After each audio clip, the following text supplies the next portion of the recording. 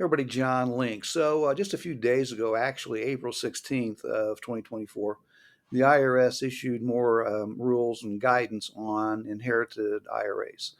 The Secure Act, when it was implemented, really did away with the stretch IRA, where you could stretch out an inherited IRA over your lifetime uh, to uh, to a new rule. It's a 10-year rule. It says that you had to liquidate the inherited IRA within 10 years. What it did not talk about initially was required minimum distributions. And so some people just didn't take any distributions on their inherited IRA, beneficiary IRA, and in 2021 and so forth. Anybody who died before 2020, 2019 or before is not included in this rule. 2020 or after is the new rule when it came into effect. So the IRS had really issued guidance and updates on the requirement that didn't exist in the initial rule. And so effectively now all RMDs for inherited IRAs um, from 2020 and the distributions that would have been required 21, 22, 23, and 24 are now not going to be penalized if they haven't been taken.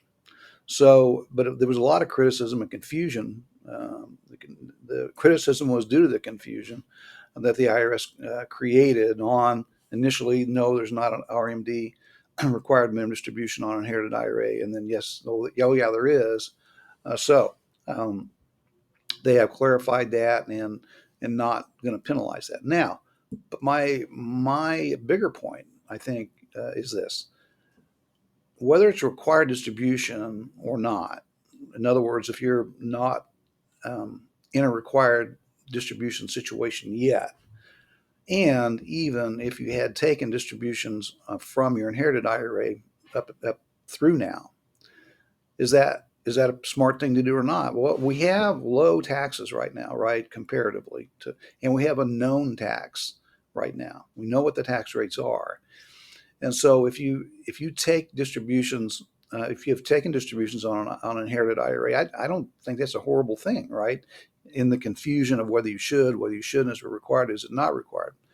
But I think it speaks to again a point of, even if you're not in an RMD situation for your own self or for a spousal IRA or anything else, does it make some sense to take advantage of the lower tax rates that we have now compared to what may happen?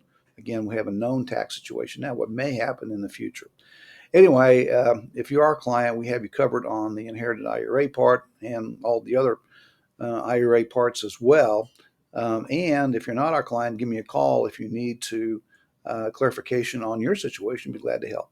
Thanks.